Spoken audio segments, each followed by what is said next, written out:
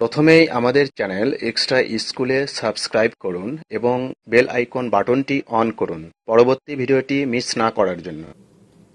আসসালামু আলাইকুম। এক্সট্রা স্কুলে সবাইকে স্বাগতম। আশা করি তোমরা সবাই ভালো আছো।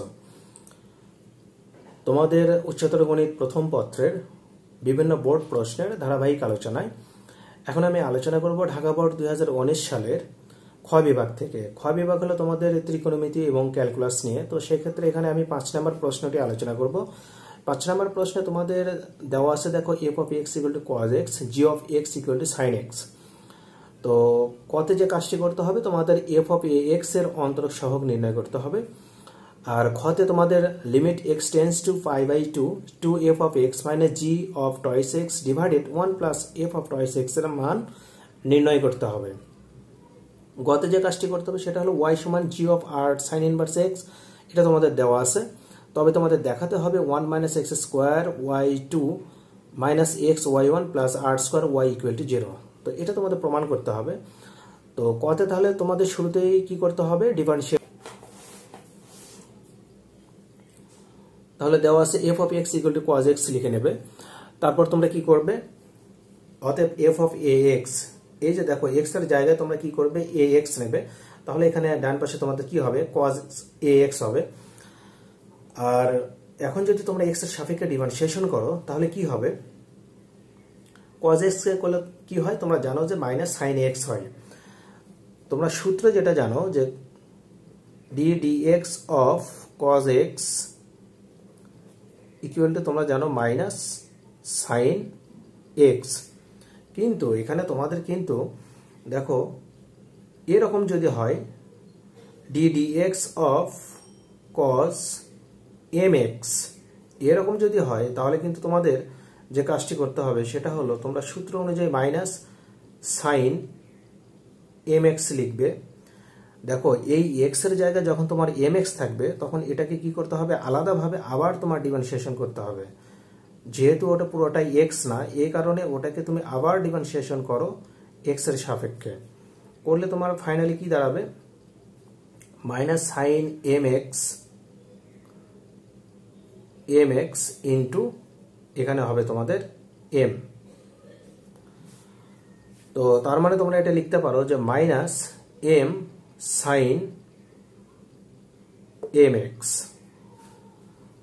তো এই সূত্র অনুযায়ী তোমাদের এখানে কিন্তু ডিফারেন্সিয়েশন করতে হবে। দেখো এখানে cos ax এ করলে কি হবে, মাইনাস সাইন ax। যেহেতু এই যে ax x এর জায়গায়, ওটাকে তুমি আবার ডিফারেন্সিয়েশন করো।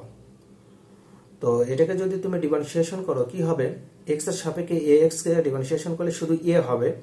এখানে যেমন x এর সাপেক্ষে mx কে করলে শুধু m হয়, ঠিক এখানেও তাই। এটাকে তুমি প্রথমে নাও, তারপর সাইন ax, তাহলে মাইনাস a সাইন ax, এটাই হবে তোমাদের আনসার। তো আশা করি তোমরা ক বুঝতে পারলে। এবার আমরা খতে যাব। যে কাজটি করতে হবে, তোমাদের দেওয়া আছে f of x equal to cos x, এটা তোমরা লিখে নেবে, এবং g of x equal to sin x, এটাও তোমরা লিখে নেবে। তারপর তোমাদের কি করতে হবে, যে limit x tends to pi by 2 to f of x minus g of twice x divided 1 plus f of twice x। তোমরা কি করো, f of x এর জায়গায় তোমরা মান বসাও cos x, R g of twice x এর জায়গায় তোমরা বসাও sin twice x, আর 1 plus f of twice x এর জায়গায় তোমরা বসাও 1 প্লাস cos twice x। তো এরপরে যে কাজটি করতে হবে, এই যে sin twice x, এই sin twice x এর জায়গায় তোমাদের কি করতে হবে, সূত্র ফেলতে হবে। sin twice এর যে সূত্র আশা করি তোমরা জানো, তোমাদের সূত্রটি হলো এরকম যে sin twice a সমান 2 sin a cos a, এটা হলো ত্রিকোণমিতির সূত্র। এই সূত্র তোমাদের লিখতে হবে। তো সেক্ষেত্রে এখানে এই সূত্র লেখার পর যে কাজটি করতে হবে, দেখো এখানে 2 sin x cos x, এরপর দেখো তোমাদের নিচে কিন্তু দেখো আবার আমি একটু যাব, তোমাদের নিচে দেখো 1 plus cos twice x, 1 plus cos twice x, এটা কিন্তু আবার তোমাদের সূত্র ফেলতে হবে। তাহলে তোমাদের সূত্র যেটা আসবে সেটা হলো 1 প্লাস cos twice a সমান হলো 2 cos square a, এই সূত্র ফেলতে হবে। দেখো তাহলে 2 cos স্কয়ার এক্স সূত্র অ্যাপ্লাই করার পর তোমরা যে কাজটি করবে সেটা হলো তোমরা 2 cos x কমন নেবে। লবে যদি 2 cos x কমন নাও তাহলে 1 মাইনাস সাইন এক্স হবে, আর নিচে 2 cos স্কয়ার এক্স থেকে যাবে। এখন 2 আর 2 তোমরা কেটে দাও, তাহলে তোমাদের এখানে যে কাজটি করতে হবে 1 মাইনাস সাইন স্কয়ার এক্স লিখতে হবে। তোমরা জানো যে cos স্কয়ার থিটা সমান হলো 1 মাইনাস সাইন স্কয়ার থিটা। তো এখানে 1 plus sine theta 1 minus sine theta, তোমরা এ স্কয়ার মাইনাস বি স্কয়ারের সূত্র অ্যাপ্লাই করবে। এরপর তোমরা কি করো, এই যে মাইনাস অংশ কেটে দাও, মিল অংশ কেটে দাও। কেটে দেওয়ার পর তোমাদের কি করতে হবে, এখানে মান বসাতে হবে, লিমিটের মান বসাতে হবে। এরপর আচ্ছা, লিমিটের মান বসানোর ক্ষেত্রে তোমাদের খেয়াল রাখতে হবে তোমরা কিন্তু চাইলে শুরুতেই লিমিটের মান বসাতে পারবে না, কারণ লিমিটের মান তখনই বসানো যাবে যখন বসানোর একটা অবস্থা তুমি তৈরি করে নিতে পারবে। কারণ একটা রাশিতে শুরুতেই তোমার মান নাও বসতে পারে, আর শুরুতেই যদি মান বসে তাহলে দেখা গেল ওই প্রশ্নের সমাধানটা একেবারেই সংক্ষিপ্ত হয়ে গেল। তো এটা হয়তো হতে পারে যে তোমাদের এটাই এমসিকিউ এর ক্ষেত্রে, কিন্তু সৃজনশীলের ক্ষেত্রে দেখো তোমাদের লিমিটের মান বসানোর জন্য তোমাদের একটা অবস্থা তৈরি করে নিতে হবে, নেওয়ার পর তোমাদের লিমিটের মান বসাতে হবে। তো দেখো এই পর্যায়ে এসে আমরা কিন্তু লিমিটের মান বসাতে পারবো। তো এখানে লিমিটের মান যখন আমরা বসাবো π/2 x এর মান π/2 বসাও, π/2 বসাও, বসানোর পর হিসাব করলে দেখো এখানে cos 90 মান তোমরা জানো যে 0, আর sin 90 মান হলো 1, আর 0 কে যেটাতেই ভাগ দাও না কেন সেটা 0 হয়ে যাবে। এটাই হবে তোমাদের আনসার। আশা করি তোমরা বুঝতে পারলে। এবার গ অংশে আমরা যাব। দেখো গ অংশে আমাদের যে কাজটি করতে হবে, আমাদের এখানে মান দেওয়া আছে y সমান g of r sin inverse x, তবে আমাদের এই প্রমাণটা করতে হবে। তো সেক্ষেত্রে আমরা কি করব, এবং y সমান এটা আমরা লিখলাম। তো আসলে দেখো এই যে y সমান সাইন, আমাদের এখানে g of x equal to যদি সাইন x হয়, তাহলে এই g অফ x এর জায়গায় আমি এটা নেব। তাহলে আমার কি হবে, তাহলে আমার সাইন এই যে x এর জায়গায় আমার ওই এই মানটা আমার বসবে, এই যে সাইন x এর জায়গায় এই মানটা বসবে। তারপর আমি কি করব, সাইন কে ডান পাশ থেকে বামে নেব, নিলে আমার কি হয়ে যাবে, ইনভার্স হয়ে যাবে। অর্থাৎ বিষয়টা এরকম যে y সমান যদি সাইন থিটা হয়, তাহলে সাইন যখন বাম পাশে আসবে তখন সেটা ইনভার্স হয়ে যাবে। তাহলে সাইন ইনভার্স অফ y সমান আমরা থিটা লিখতে পারি। ঠিক এই কাজটা এখানে করবো, এটা পুরোটাই তুমি থিটা চিন্তা করো। যদি এটা থিটা হয় তাহলে সাইন ডান পাশ থেকে বামে আসলে ইনভার্স হয়ে যাবে, আর এখানে এটা থিটা হিসাবে থেকে যাবে। এখন এক্স এর সাপেক্ষে উভয় পাশে তুমি ডিফারেন্সিয়েশন করো। তো এখানে সাইন ইনভার্স এক্স এর যে সূত্র দেখো আমরা সেটা এখানে লিখবো, কিন্তু আসলে আমরা তো সূত্র যেটা জানি সেটা হলো সাইন ইনভার্স এক্স। তো এক্স এর জায়গায় কিন্তু এখানে ওয়াই, এই ওয়াই থাকার কারণে আমাদের এই ওয়াই কে আবার ডিফারেন্সিয়েশন করতে হবে, তাহলে dy dx লিখতে হবে। তো সাইন ইনভার্সের যে সূত্র সেটা হলো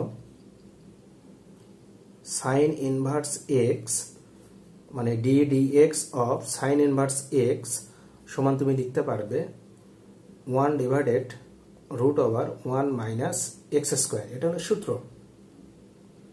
তো এই যে এক্স এর জায়গায় ওয়াই থাকার কারণে এই ওয়াইটাকে তোমার আলাদাভাবে আবার ডিফারেন্সিয়েশন করতে হবে। ডান পাশে দেখো, ডান পাশে এখানে কি করবে, তুমি গুণের সূত্র অ্যাপ্লাই করবে। তো এখানে এটাকে ইউ এটাকে ভি চিন্তা করো, তাহলে গুণের যে সূত্র তুমি ইউ কে ঠিক রাখো, ভি কে করো। তো সাইন ইনভার্স এক্স কে ডিফারেন্সিয়েশন করলে তোমার সূত্র অনুযায়ী 1 divided root over 1 minus x square হবে। গুণের সূত্র অনুযায়ী এখানে প্লাস দিয়ে তোমাকে কি করতে হবে, সাইন ইনভার্স এক্স লিখতে হবে। তো এক্স এর সাপেক্ষে যখন তুমি আর কে ডিফারেন্সিয়েশন করবে তখন 0 হয়ে যাবে, আর 0 এর সঙ্গে যখন তুমি এটা গুণ করবে টোটালি 0 হয়ে যাবে। তার মানে এটা লেখার আর প্রয়োজন নেই। তো সেক্ষেত্রে আমরা এখানে শুধু r into 1 divided root over 1 minus x square লিখব। এরপর এখানে dy dx মানে কিন্তু তুমি y1 লিখতে পারো। তুমি যখন x এর সাপেক্ষে y কে ডিফারেন্সিয়েশন করবে একবার, তখন y1 যদি দুইবার করো তাহলে y2 তিনবার করলে y3। তো এইভাবে তোমাকে এখানে লিখতে হবে, যেহেতু প্রশ্নে আমাদের y2 আছে এই কারণে আমরা y1 আকারে লিখলাম। এবার উপর পাশে আমরা কি করব, স্কোয়ার করব, করলে আমাদের কি হবে, রুট উঠে যাবে। এখানে রুট উঠে যাওয়ার পর কি করব, আমরা উভয় পাশে আর গুণন করব। আর গুণন করার পর দেখো এখানে আমাদের যে কাজটি করতে হবে, আমাদের এখানে আবার ডিফারেন্সিয়েশন করতে হবে। তো এটাকে আমি ইউ মনে করব, এটাকে আমি ভি মনে করব। এটা ইউ, এটা হলো ভি। তো ইউ কে ঠিক রাখো, ভি কে যখন তুমি ডিফারেন্সিয়েশন করবে এক্স এর সাপেক্ষে তখন এই যে y1 স্কোয়ার পাওয়ার সামনে যাবে y1 থাকবে, আর y1 কে আবার ডিফারেন্সিয়েশন করলে y2 হয়ে যাবে। সূত্রে প্লাস দাও, কারণ যখন ইউভি মানে গুণের যে সূত্র, এবার তুমি ভি কে ঠিক রাখো, সূত্রে প্লাস দাও, ভি কে ঠিক রাখো, এবার ইউ কে করো। ইউ মানে হলো 1 মাইনাস এক্স স্কোয়ার। এটাকে যখন তুমি ডিফারেন্সিয়েশন করবে, 1 কে করলে তোমার 0 হয়ে যাবে, আর এক্স স্কোয়ার কে করলে টয়েস এক্স হবে, মাইনাস থেকে যাবে। ঠিক ডান পাশেও তাই, এটা ইউ, এটা হলো ভি। আমি ইউ কে ঠিক রেখে আমি ভি কে করবো, আর ভি কে ঠিক রেখে আমি ইউ কে করবো। তো সেক্ষেত্রে আমি এটা লিখতে পারি এখানে প্লাস, যখন ভি কে ঠিক রেখে আমি ইউ কে ডিফারেন্সিয়েশন করবো ঠিক আগে নিয়মে, তখন এটা পুরোটাই 0 হয়ে যাবে। তো সেক্ষেত্রে আমরা প্রথমটাই লিখবো। আর এখানে 2y1 আমরা এই 2y1 কে আমরা উভয় পাশ থেকে বাদ দিতে পারি। বাদ দেওয়ার পর আমরা এখানে পেয়ে যাব 1 minus x square into y2 minus x y1 equal to minus r square y. ডান পাশ থেকে বামে নাও, নিলে তোমাদের প্রমাণের যে অংশটুকু সেটা তোমরা পেয়ে যাবে। এইভাবে তোমাদের প্রমাণটা শেষ হয়ে যাবে। আশা করি তোমরা বুঝতে পারলে তোমাদের এই ক অংশটুকু কিভাবে সমাধান করতে হবে। তো আজকের আলোচনা প্রায় আমরা শেষ পর্যায়ে।